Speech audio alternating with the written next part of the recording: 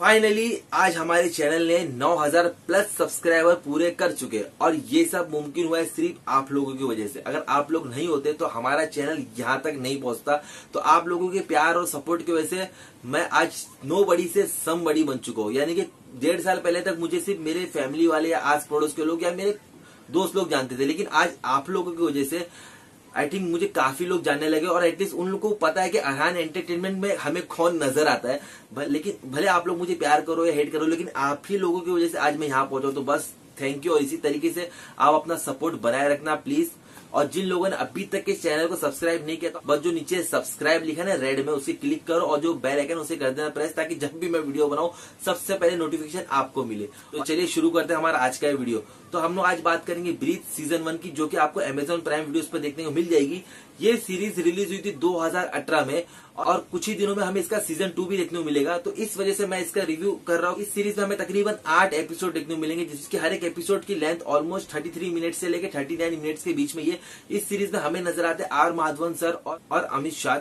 इसे डायरेक्ट किया है मयंक शर्मा ने। खैर इस सीरीज की कहानी शुरू होती है आर माधवन सर से, जिसने यहाँ पर रोल प्ले किया डैनी मास्करेनस का, जो कि एक फुटबॉल कोच है।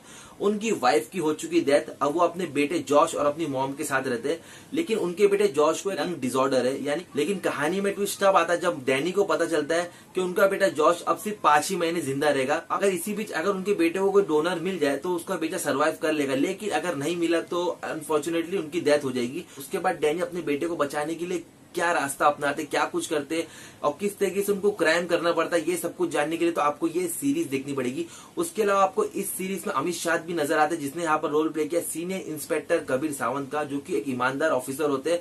उनकी वाइफ और एक बेटी होती है, लेकिन की गलती की वजह से उनकी बेटी की डेथ हो जाती है। तो इसी वजह से वो काफी गिल्ट महसूस करते हैं और काफी डिप्रेशन में भी रहने लगते हैं। उसके अलावा कबीर और उनकी वाइफ रिया की भी आपस में नहीं बनती है। तो चलिए अब हम लोग बात करेंगे कि मूवी आपको क्यों देखनी चाहिए और क्यों नहीं देखनी चाहिए।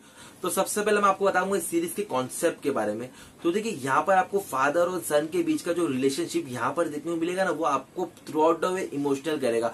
और जो इस सीरीज का जो एंड के 10 मिनट है वो आपके आंखों से आंसू लेकर आ जाएगा। और वो क्यों लेकर आएगा वो तो आप लोग इस सीरीज में देखोगे तो आप लोग समझ जाओगे। उसके अलावा इस सीरीज की कहानी के लिए मैं एक ही वर्ड बोलूंगा, वो ये है कि आउटस्टैंडिंग। तो क्योंकि मैं इतनी ज्यादा क्राइम ड्रामा देखा, लेकिन यहाँ पर जो एक यूनिकनेस है वो ये है कि आप लोग चूहे बिल्ली का खेल तो देखोगे एक पुलिस और एक क्रिमिनल के बीच में, लेकिन यहाँ पर जो एक इमोशनल कनेक्शन आपका होता है ना एक क्रिमिनल के साथ, वो इस पूरी सीरीज को एक अलग ही लेवल पर लेकर जाता है, जो कि इस सीरीज के बारे में सबसे अच्छी बात लगी। उसके अलावा मैं इस सीरीज के कैरेक्टर डेवलपमेंट की बात करूं तो यहाँ पर डैनी मास्करेनस उस कैरेक्टर को यहाँ पर इतनी अच्छी तरह से डेवलप किया है। और जो हमें डैनी के अंदर जो अलग अलग शेड्स देखने को मिलते हैं इस पूरे सीरीज के थ्रू, कभी आप उनसे हेट भी करोगे, कभी आप उनके लिए इमोशनल भी फील करोगे। और एक ऐसा भी मोमेंट आता है इस पूरी सीरीज में जहां पर आप खुद भी ये सोचते हो कि अगर आप लोग डैनी की जगह पे होते तो क्या आप लोग भी वही करते जो डैनी कर रहा है।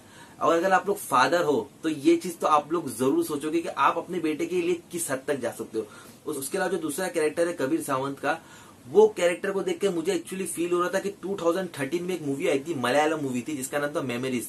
तो वहां पर जो लीड एक्टर है वो भी एक पुलिस वाला था। तो कहीं ना कहीं ये जो कैरेक्टर है वो मुझे उससे इंस्पायर लग रहा था, क्योंकि वो भी अपनी लाइफ में, क्योंकि उसकी भी लाइफ में एक ऐसा इंसिडेंट होता है जिसके बाद वो डिप्रेशन में चले जाता है और वो काफी शराब पीने लगता है। और बिल्कुल अमित शाह के कैरेक्टर को देखकर भी आपको वो फील आती है। लेकिन फिर भी मैं इतना ही कह सकता हूँ कि इस कैरेक्टर को भी यहाँ पर बहुत ही अच्छी तरह से डेवलप किया। इनकी भी यहाँ पर लाइफ के बारे में इतना कुछ फोकस किया कि आप लोग पूरी तरह से इस कैरेक्टर से भी कनेक्ट हो जाते हो। उसके अलावा इस शो की सिनेमेटोग्राफी मुझे बहुत अच्छी लगी, लेकिन इस शो की असली जान है वो है इसका बैकग्राउंड म्यूजिक, इसका ट्विस्ट एंड टर्न्स और जिस तरीके से हर एक एपिसोड एंड होता है, आप लोग ये प्रिडिक्ट ही नहीं कर सकते कि हमें नेक्स्ट एपिसोड में क्या बताएगा। और पूरे सीरीज के थ्रू आप लोग के दिल में यही चलता है कि यार इसके एंड में आखिर होगा क्या। क्योंकि आर माधवन सर ने जो यहाँ पर रोल प्ले किया डैनी मास्करेनस का, मैं यहाँ पर ज्यादा कुछ स्पॉयलर्स तो नहीं दूंगा, लेकिन मैं आप लोगों से इतना कह सकता हूँ कि भले वो यहाँ पर कोई भी कैरेक्टर प्ले कर रहे हो, लेकिन जिस तरह से उस पूरी सीरीज में एक्ट किए है ना, आप बस उन्हीं को इस पूरी सीरीज में देखते हो। और बस यार उन्होंने तो मतलब मेरा दिल जीत लिया। और मैं आप लोगों से इतना कह सकता हूँ कि आर माधवन सर एक बहुत ही ब्रिलियंट एक्टर है। उसके अलावा अमित शाह ने भी इस रोल को बहुत ही बेहतरीन तरीके से निभाया। और ओवरऑल अगर इस सीरीज के डायरेक्शन की बात करूँ तो डायरेक्शन भी मुझे बहुत बढ़िया लगा, लेकिन इसका जो क्लाइमैक्स है वो मुझे थोड़ा सा डिसअपॉइंट किया। क्योंकि पूरी सीरीज बहुत ही अच्छी तरह से चल रही थी, लेकिन क्लाइमेक्स में कुछ थोड़ी सी जल्दबाजी कर दी या पता नहीं क्यों मुझे ऐसा फील हुआ। लेकिन उसके अलावा ये सीरीज बहुत ही जबरदस्त है यार, और लिटरली मेरे आंखों से आंसू आ गए इस सीरीज के एंड में।